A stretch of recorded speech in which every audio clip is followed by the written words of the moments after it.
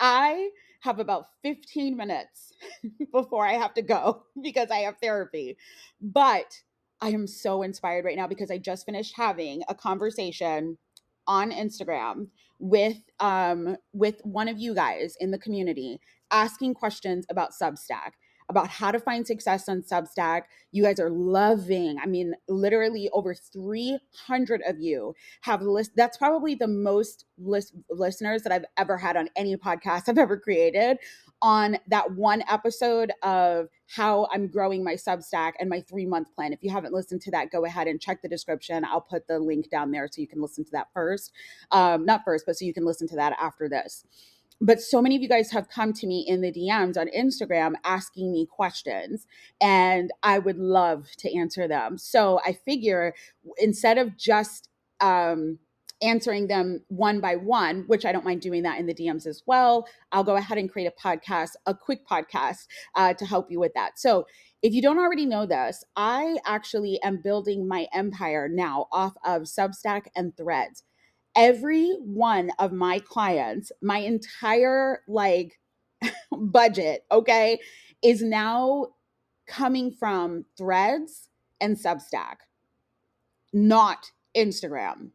And the reason why this is monumental is because for the last 5 years, all of my income, not all, maybe not all, most of my income was coming from Instagram stories in particular. So to now see this switch happen over to a different platform that I've only been on since January 25th, and it is February 20th, so not even a full month. And now I am officially making money off of my paid subscribers as well as my clients that I find through Threads. I had to share because I know that there's so many of you out there who are also just as burnt out on Instagram, on all these other social media platforms, and you're trying to figure out, well, how do I monetize my Threads? How do I monetize my Substack? And for many of you guys, it's also easier. And so I get it. I totally understand wanting to then go and monetize your Substack and monetize your Threads. So let's answer some of these questions. The first question that I got, which I think is the most important, is how are you doing this? How are you getting the people? The first thing that I love about Substack that makes it unique is it has social features alongside its blogging capabilities.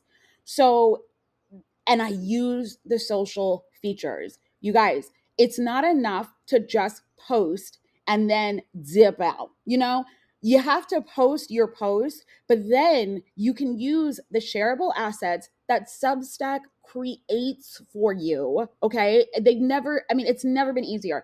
You can literally create videos, and let me not even say that you don't have to create it, it creates it for you. Substack will create little snippets of videos, which I'm going to have this be a snippet probably, snippets of videos of your podcast, of your posts. And then you can take those things and repost them into the notes feature on Substack, into Instagram stories, onto Threads, onto your email list, whatever it is that you want to share out there to get people to pay attention to what you've created. Substack already creates that for you. It even creates, let's say you're not doing video and you're just doing text, it creates little text right in the dimensions that you need for Instagram, for Facebook, for Threads, whatever those dimensions are, whether you need it in long form or you needed it just in a square, it will recreate those quotes. So you have to just download it and then post it. That's it. So create the content, but then take the shareable assets and go and put it out on your Substack notes, on your Instagram stories, on your Instagram reels, on your Threads, whatever it is. That's what also makes Substack so much better, I feel, than just having a blog.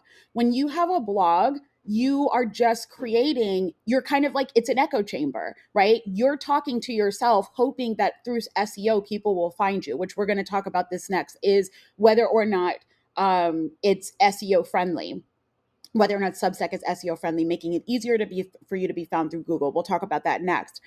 But if you're on your blog, right, everything is just inside, it's internal. What Substack does is it, because it has its own social networking within the notes feature, which operates just like Threads, you're able to meet other people and connect with other people. And because it has its own platform, even with the podcast, a lot of the people that I'm getting now from Substack are not people that are transitioning from Instagram over to my Substack.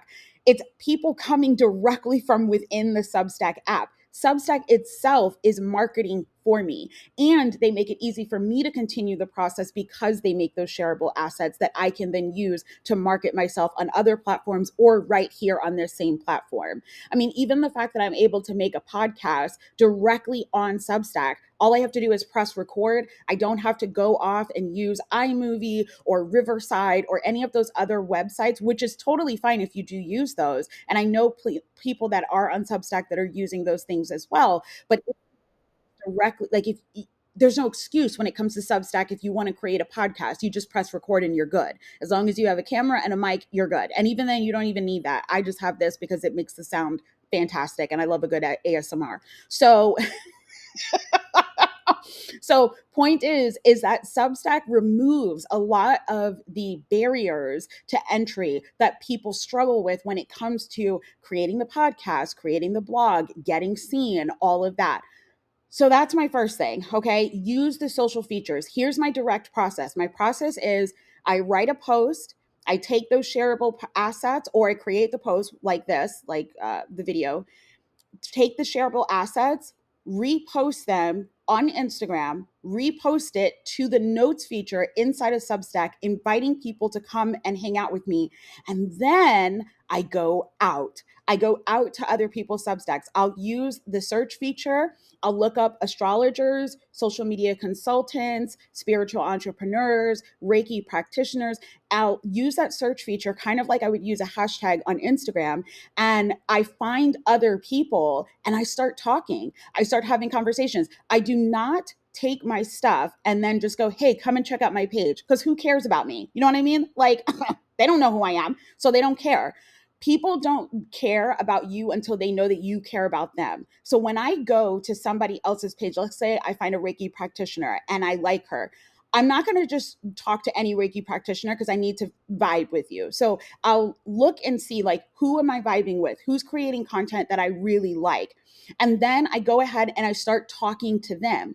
I read their Substack, and then I never go anywhere. I do not go to any networking event. I do not go to any online space without letting people know that a bitch has been there. Okay. She is in the building. So if I'm reading your Substack, I am going to leave a comment. If I'm reading your note, I'm going to leave a comment. I'm not just going to like it. Sometimes I will if I really don't have anything to say, but I really did like what you said. Again, it's all authentic here. I'm not just going to leave comments if I have nothing to say. But I'm a Mercury in Sagittarius, so I always have something to say. The point is that I make my presence known when I go to these places, whether it's online or in person. I always make my presence known, and that's the key. So use the social features, post regularly, but then go out to other people and start talking to them. Comment on their stuff, read their stuff, restack their stuff, recommend other people's stuff. And then I'm telling you, people will then find you and they'll go, wow, this comment was really thoughtful. Let me go check out her page. Or wow, I really love that she restacked my article. Let me check out her article. Let me restack her article. Or wow, she recommended me and I love her stuff now and I want to recommend her too. So I'll recommend her. You see how that goes? I love it. Number two, the next question is, can this replace my blog? I'm trying to do more SEO. This is a specific question somebody asked. I'm trying to do more SEO strategy. So I'm cross-posting on my website and Substack, but I don't know if that's what I should be doing. Here's my advice. Okay. I have 6 more minutes to get this through. My advice to you is it's okay to do both. Now, I found when I searched myself, I was able to actually find myself on Google. So you can be searchable on Google. What it's going to take is using keywords in your titles and your headlines. So for like example, for me, I would use things like how to use your birth chart to grow your business, or Pisces season transits, key dates, and manifestation tips, right? Those are key words that people would be utilizing to find content on Pisces season transits, or how to use your birth chart to grow your business. And if I'm using that as my title or using that as my headline, I'm more likely to show up in Google. Also, write SEO friendly URLs. So, for example, you want to make sure that it's clear, that it has the keywords inside of it, like Pisces season transits manifestation guide, right? Those help you to create, like, be found, right? Because it's so specific, and those keywords are like, versus if you're using SEO friendly, not SEO friendly URLs, and it just says like, you know um XYZ234, like, no one's searching for that. So make sure that when you're using the URLs, that you're able to change that URL to match the keywords that you believe that someone would be using to search for you. Then also use keywords within the post and make sure that it's organic. Don't be just writing like, you know, don't just write something like, I don't know why I got like a brain fart there, but how to use your birth chart to grow your business multiple times inside of the post, right? No, you want to do things like Mercury retrograde in the birth chart, or Venus retrograde and relationships, or Mercury retrograde and ex-boyfriends, right? Or ex-girlfriends or ex-days. I don't know.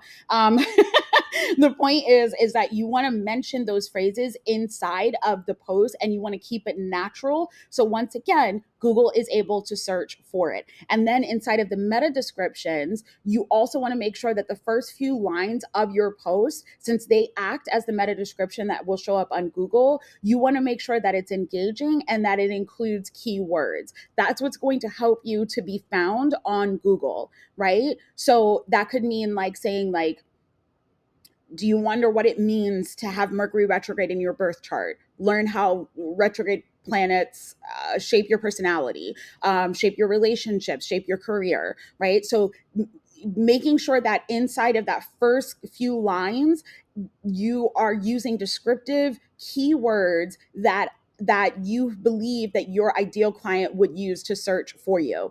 Now, if you're going to post it on your blog, I recommend that too, just because, one, just in case anything happens to Substack, you still have your content. Your content is on your website. So that's number one. Number two, if you like to use Pinterest, then you can also do that too. I don't know if Substack, if you can, I believe you can. Yeah, you could probably use Pinterest as well with your Substack. Just make sure that you have an image inside of your Substack. But I like to use my website so that way I can get the analytics and see where everyone's coming from. So I will sometimes take that same post and repost it into my blog, but I don't do that for every single post. I just do it for the posts that I really am proud of and I want to keep, like maybe this one. And then the last one, I have 3 minutes. I'm just going through this, girl. I'm going through this. But, anyways, the last tip that I have, or the last question is, do you have a regular newsletter, or are you doing that in conjunction with Substack? Here's the thing. I don't recommend having an email list and a Substack list, because Substack already sends stuff to the email. You don't want your audience to be like, why is she sending me this twice? So instead, what I would encourage you to do is choose one or the other. I prefer Substack because of its social media features, because of the fact that Substack already markets within its own community. It helps me to grow, versus an email list. I'm solely responsible for growing that email list. You know what I mean? And that takes a lot of work. So do I still recommend having one? Or if you have one, do I still recommend maybe inviting people on that email list to come on by and check out your Substack? 100%. Invite them over and have them come to check out your Substack, see what's up, and all of that. Maybe give them an incentive, like a free book or a free guide or something that they can get for going ahead and subscribing to your Substack. And then me personally, if I had an email list, I would stop using my email frequently and only keep that to like maybe major events that need to be shared or things like that. Or yes, if anything happens to Substack, then I would use it then. The beauty of Substack that makes it so much more powerful to me than Instagram is, with Substack, it has the emails already built in. People have to give their email address. And so what that means for you is if anything happens at all, you can just download that email list and then take those same emails and use it on Flowdesk, use it on MailChimp or wherever it is that you use, Squarespace, whatever, right? And that allows you to still maintain your relationships versus on Instagram, when Mercury retrogrades and Instagram goes down for 24 hours, you don't have any connection to those people. So even if you have 100 people watching your stories, if you don't have 100 emails, honey, those girls are gone. So that's one of the reasons that I personally love Substack, for that reason, because of the fact that I still have access to my people. So I did this in 15 minutes and I'm so proud of myself. I believe that those are most of the questions that I've received. I'm going to go ahead and upload this. If you have more questions, a couple things that I want to invite you to do. Number one, book a session with me. If you are thinking to yourself, like, I want this kind of support and answers, but I have more questions and I want it to be specific, like I want content ideas, I want a unique strategy that's based off of how I naturally communicate, based off of my natural strengths, then go ahead and book a astrogram call with me. I have the link down in the description. That is a call where we focus on creating a strategy based off of your astrological birth chart. And that helps us to figure out what are your strengths when it comes to marketing and communication, and what makes you unique and special. How do you express the value of your services? Plus, you'll walk away with content ideas for Substack, for Threads, for Instagram Reels, for Instagram Stories. You'll have specifics. So right now, where I'm answering kind of questions that anybody can kind of utilize, if you have specifics where you're like, well, what kind of content should I create to maybe create mystery or create curiosity or do attraction marketing or whatever it is, I can help you to actually do that when you book an astrogram call, because we'll be able to talk for an hour, giving you time to ask specific questions, and then everything is recorded so you can always come back to it at another time. That's the first thing. And then the second thing is, if you have even more questions, go ahead and leave your questions in the comments over on my Substack on this particular post. And then maybe I will create, not maybe, I'm sure I'll create another episode that is more at length, or I will create a post specific for you guys. So anyways, I'm going to go because I have therapy, and I hope you enjoyed this episode. Please share this out to anybody out there that you know that is an entrepreneur who is trying to leave the hustle and bustle of social media, particularly Instagram, particularly, Meta. If they're trying to leave that and they're trying to figure out what is another way that I can make an income online, this episode is gold. It's gold. Okay. And this can help that person to be able to make money, continue following their purpose, continuing to stay in alignment, and do something that feels good for their nervous system instead of constantly showing up on the rat race that is Meta. All right. Okay. That's all I have to say. I'll see you guys in the next episode. Bye.